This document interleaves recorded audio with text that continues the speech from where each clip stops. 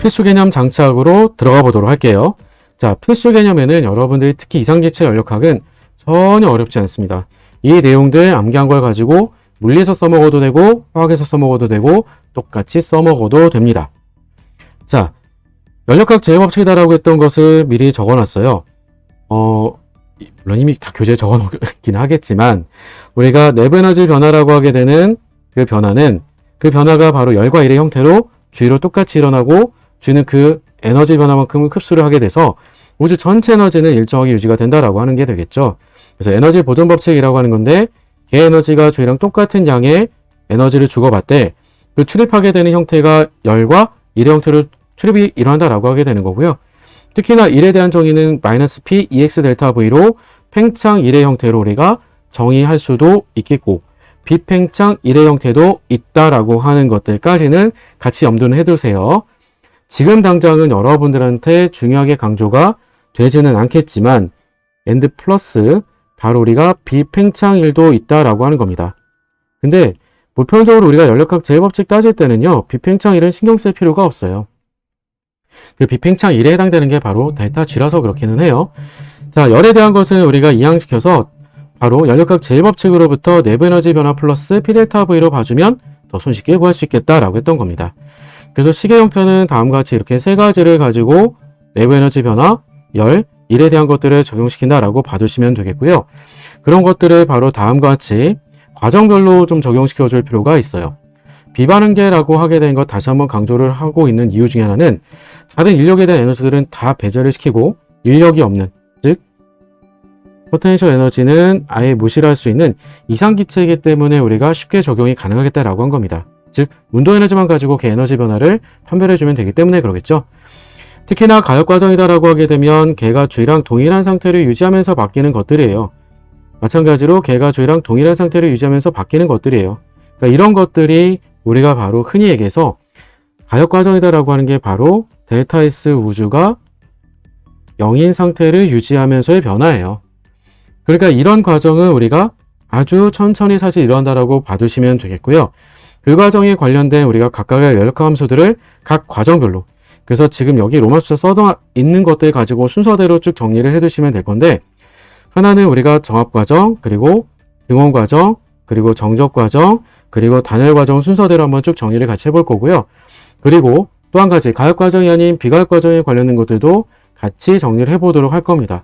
특히 비가역 과정이다라고 하게 되는 것들은 급격한 변화 이런 것도 좋겠지만 그런 급격한 변화 과정 자체가 뭔지를 기억해두고 계시는 게 대단히 중요하다라고 하는 거예요. 그럼 좀 더 강조해 보도록 할게요. 일단 가역 과정에서 먼저 생각을 해둘 것 중에 하나는 그래프를 가지고 같이 정리하면서 한번 봐두라고 넣어놨던 것 뿐인 거지 그래프를 꼭 그리라는 게 아니에요.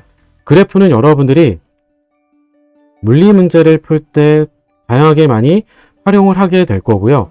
물론 그래프에 해당되는 내용들을 문제로 연결해서 풀 때는 어떤 식으로 적용할 거냐라고 하면 앞에서 우리가 문제를 풀 때 상태로 문제를 풀 때처럼 똑같아요. 각각의 그 상태에 따른 상태의 변수들을 우리가 바로 비율로서 정리해서 쓰다 보면 문제를 쉽게 풀 수 있겠다라고 한 겁니다. 그래프 그린 건 절대로 아니에요. 그래프는 물리에서 보통 주게 되는 거고요. 그를 통해서 우리가 해석을 하게 될 때 어떻게 해둘 건가라고 하는 것까지 같이 정리를 해드리려고 하는 겁니다. 첫 번째 과정이 정합 과정이다라고 하게 되면요. 그러면 처음에 우리가 바로 부피를 V0라고 줬었고요. 뭐 P0를 제가 그냥 Y라고 두긴 했었는데 이거 빈칸 다 채워볼 수 있도록 좀 드렸던 거였어요. 일단은 지금 당장은 칠 수는 없어요. 일단은 과정 1을 통해서 우리가 생각해야 될 건 압력의 변화가 없다라고 얘기를 하게 되면 그럼 압력의 변화 없는데 대신 부피가 늘어나게 되면 이라고 하는 거죠. A에서 B로 우리가 부피가 늘어나게 되면 그럼 잘 생각해 보세요. 부피가 다음과 같이 늘어나게 된다라고 하는 것은 PV 값 자체가 늘어나게 되는 거예요. 온도가 증가를 하게 되는 거죠. 그러니까 그 증가되는 것만큼 즉 어떤 형태로 압력이 일정한 형태로 열을 먹는다라고 하는 걸 얘기해 준 셈이죠. 그럼 압력이 일정한 상태로 열을 먹는다라고 했었는데 그 열을 먹은 걸 가지고 어디다 갖다 쓰는 거니? 라고 하는 것은 바로 걔의 내부 에너지를 증가시키는 데 갖다 쓴다는 거예요. 내부 에너지 변화라고 하는 것은 NCV 델타 T로 우리가 이미 정의가 되어 있죠. 왜냐라고 하면 이건 다름이 아니라 바로 보통 부피가 일정할 때를 가지고 생각을 해주게 되면 일정한 부피 상태에서 바로 압력의 변화만큼 온도 변화가 생겨요. 즉 대신 부피 변화 없다 보니까 일이 없어요. 일이 없으니까 그때 온도 변화만큼 내부 에너지가 바뀌게 될 수밖에 없는 거죠. 그래서 상태 변화로서 상태 함수로서 우리가 온도가 바뀌기만 하면 바로 다음같이 NCV 델타 T로 우리가 정의대로 쓸 수가 있겠고요. 거기에다가 당연히 부피가 증가를 했으니까 1에 대한 부분도 바로 우리가 마이너스 P 델타 V로 그대로 써줄 수가 있겠고, 그 마이너스 P 델타 V라고 하는 것은 마이너스 NR 델타 T로 쓸 수가 있겠고, 그럼 마이너스 NR 델타 T라고 하는 것을 그대로 이항시켜가지고 같이 묶어 써주게 되면 다음같이 우리가 N 그리고 델타 T라고 하는 것으로 묶어 써주게 되면 CV와 바로 R로서 묶어 써줄 수 있으므로 이 두 가지를 묶어 쓴 게 바로 우리가 CP라고 하는 정압 과정에서의 몰 연용량, 즉 1몰당 비율로 쓸 수 있겠다라고 하는 게 되겠죠. 그래서 이걸 우리는 뭐라고 얘기해 주는 거니? 라고 하면 압력이 일정한 상태에서의 바로 계획 에너지 총량의 변화라고 해서 화학에서는 이걸 우리가 델타 H로 정의해서 쓰자라고 했던 거죠. 그래서 델타 H의 정의가 바로 다음같이 NCP 델타 T로 쓴다라고 하는 것 꼭 같이 기억해 두시고, 바로 앞서 정의로 강조했던 CP하고 CV에 대한 차이가 얼마만큼 난다? R값만큼 차이가 난다라고 하는 것도 항상 성립이 되는 것이니 같이 기억해 두자라고 하게 되는 거예요. 그럼 이 과정을 통해서 엔트로피 증가를 하지 않을까? 당연히 증가를 하겠죠. 엔트로피 변화라고 하게 되는 부분은 연력학제 2법칙에서 우리가 유도가 되는 게 될 텐데, 얘는 기본적인 정의가 온도 T에서 개에 출입하게 되는 열을 통해서 우리가 정의를 하고 있으니 다음 같은 그 열이 우리가 바로 NCV 델타 T가 되주므로 넣어주고 그대로 우리가 온도가 달라진 것만큼 적분을 해줄 수 있으므로 따라서 다음과 같이 NCP, LN, T1분의 T2로서 우리가 쓸 수 있겠다라고 하는 겁니다. 자, 그렇게 해서 우리가 B까지 바뀐 상태로부터 바로 투의 과정을 통해서 온도가 우리가 일정한 과정을 통해서 우리가 바뀌어지게 되면 온도가 일정한 과정은 특히나 중요한 게 온도가 일정하다라고 하는 것은 다름이 아니라 내부 에너지 변화가 없다는 거죠. 내부 에너지가 변화 없는데 다음같이 우리가 B에서 C로 바로 부피가 증가를 하게 된다라고 하는 이 말 자체가 갖게 되는 의미는 즉 개가 주의로 1을 준다는 얘기가 되겠죠. 개가 주의로 우리가 1을 준다. 1을 줄 수 있었던 이유는 뭐가 되겠니? 라고 하면 1을 주는 이유가 바로 열을 먹기 때문에 그런 거죠. 그래서 열을 먹은 것만큼 1을 그만큼 팽창해서 주더라 라고 연결할 수가 있겠고, 그러면 그 준 1의 크기는 우리가 구해줄 수 있겠구나 라고 하는 거죠. 어떤 걸 통해서? 적분을 통해서요. 그래서 바로 마이너스 nRT-Ln V1분의 V2로서 우리가 적분해서 구했을 수가 있겠고, nRT 대신에 PV로 바꿔 쓰기도 하더라 라고 하는 게 물리에서 많이 활용하게 되는 방법이다 라고 강조를 하게 되는 거죠. 자, 어쨌든 내부 에너지 변화도 없고 엔탈피 변화도 없습니다. 온도 변화 없으니까요. 대신 어떤 건 있겠니? 라고 하면 그때 출입하게 되는 열의 크기가 1이랑 부만 서로 반대가 되다 보니까 nRT-Ln V1분의 V2예요. 그럼 그 값을 그대로 어디다 넣어주게 되면 앞서 얘기했던 바로 엔트로피 변화에 해당되는 정의 식에다가 넣어주게 되면 그러면 바로 온도 T만 지워지게 되는 거니까 NR, LN, V1분의 V2로서 부피가 늘어나게 되면 엔트로피가 증가한다라고 하는 것으로 연결해서 해석이 가능하겠지라고 하는 겁니다. 그렇게 달라진 C점으로부터 우리가 D점까지 바로 부피가 일정한 상태에서 그대로 압력이 감소를 하게 되면 그럼 당연히 우리는 온도와 같이 줄면서 내부 에너지가 감소가 돼주겠죠. 따라서 다음같이 우리가 부피가 일정한 과정에서는 어떤 일이 벌어지는 거니? 라고 하는 정적 과정 따져주게 되면 그 정적 과정에서는 다음과 같이 일이 없겠죠. 일이 없으니까 바로 NCV 델타 T가 아까 강조했던 내부 에너지 변화랑 같다라고 하는 QV 값이 즉 부피가 일정할 때 열이 내부 에너지 변화랑 같겠고요. 이 과정을 통해서 나머지들도 똑같이 우리가 상태 함수가 달라진 것들을 말해주면 그만이겠다라고 한 겁니다. 그럼 마지막으로 돌아가게 될 바로 D점에서부터 A점으로 돌아가게 됐었는데 그때 바로 과정 4라고 준 것은 어떤 과정을 준 거니라고 하면 단열 과정으로 준 거예요. 단열 과정 주게 되면 우리가 그 단열 과정을 통해서 어떤 얘기를 해줄 수가 있는 거니라고 하면 단열 과정은 열의 출입이 없는 과정입니다. 막상 사실 이런 부분은 연력학에 대한 정리를 해드리려고 하는 거지 화학문제선 출제는 아예 안 돼요. 단열 과정은 걱정 안 해도 되겠고 열의 출입이 없다 보니까 열을 먹지 못했는데 부피가 줄었어요. 일의 형태로 먹은 거죠. 일을 먹었다라고 하면 내부 에너지는 어떻게 되겠어요? 열의 출입은 없고 일의 형태로 먹었어요. 그러면 내부 에너지는 증가를 하게 되겠죠. 온도 증가한다는 거예요.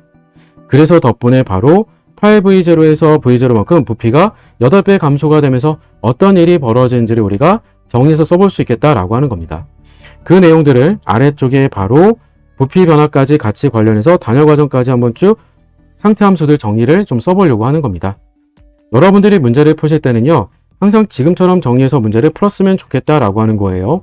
이상기체 상태론에서 문제가 주어졌을 때 이 아래쪽에다가 지금 단열 과정에 관련된 부분 정리를 써놓기도 했었지만 이거 써놓은 것만 가지고서는 문제를 풀기란 쉽지가 않아요.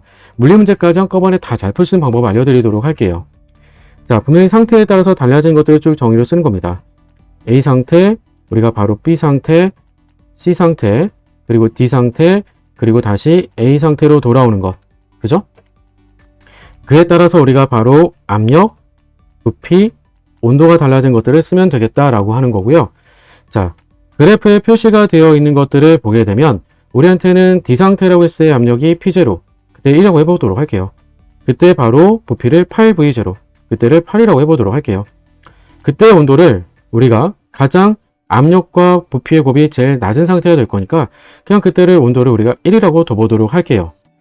그러면 그 D 상태로부터 A 상태로 우리가 부피가 8배가 줄었어요. 부피가 1이 된 거죠. 그러면 그 과정을 통해서 온도는 몇 배 증가할 거니라고 하면 온도는 4배가 증가를 한다고요. 왜냐면 압력과 부피의 곱에 감마-1승이 일정하거든요. 감마 값은 3분의 5제곱이고요. 따라서 덕분에 우리가 PV의 감마승이 일정하다. 온도 곱하기 부피는 감마-1승이 일정하다. 따라서 우리가 감마라고 하는 값이 단원자 이상기체선 3분의 5제곱이 되주므로 PV의 감마승이 일정하다가 되주므로 그럼 3분의 5승이 일정해요. 그러면 압력이 몇 배 증가를 해줘야 되겠니? 라고 하면 32배가 증가를 해줘야 돼요. 그래서 이 비율 관계를 좀 기억을 해두시라는 얘기예요. 그러면 압력이 32P0, 그리고 부피가 1, 그리고 온도가 4T0로부터 그러면 압력이 일정한 상태라고 했던 게 A에서 B까지 갔죠? 32예요. 부피가 늘었어요. 그리고 부피가 늘었는데 얼마나 늘었는지는 아직은 잘 모르겠어요. 어쨌든 부피가 늘었으니까 온도가 증가를 할 거예요. 그렇죠?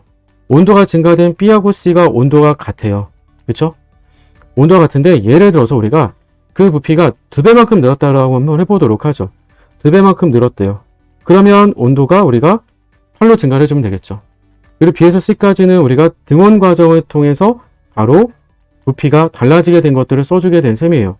그런데 C의 부피가 D에서의 부피랑 같았으니까 8이거든요. 그럼 부피가 우리가 4배만큼 증가를 했으니까 그러면 압력은 4배만큼 감소를 해줘야 되겠고요.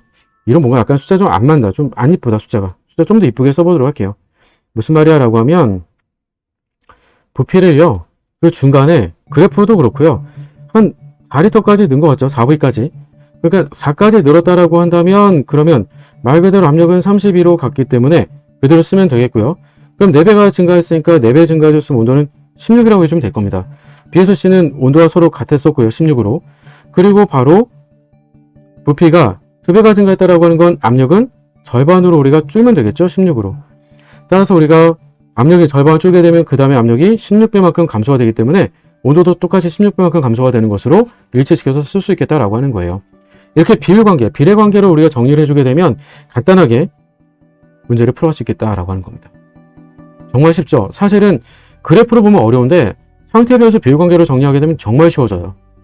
그래서 이게 풀이 방법이다라고 기억하고 계시면 되고요. 이거 화학 문제 풀 때도 다 마찬가지가 되줘요.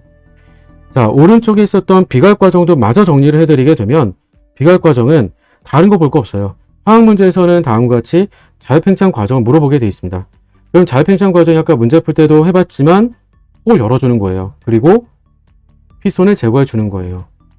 이걸 기억하시는 게 중요한 거예요. 그러면 그때 어떤 일이 벌어진지까지 같이 묶어서 기억해 두면 될 건데 외부 압력이 영인 팽창이 되다 보니까 자유팽창은 그래서 덕분에 우리가 일이 없어요. 거기다가 온도가 일정해요. 온도가 일정하면 앞서 얘기했던 것처럼 내부 에너지 변화가 없어요.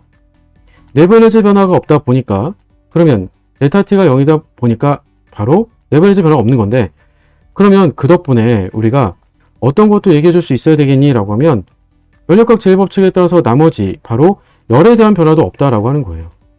수입된 열이 없어요. 일종의 단열 용기에서 일어나는 변화다라고 생각해 주시면 돼요.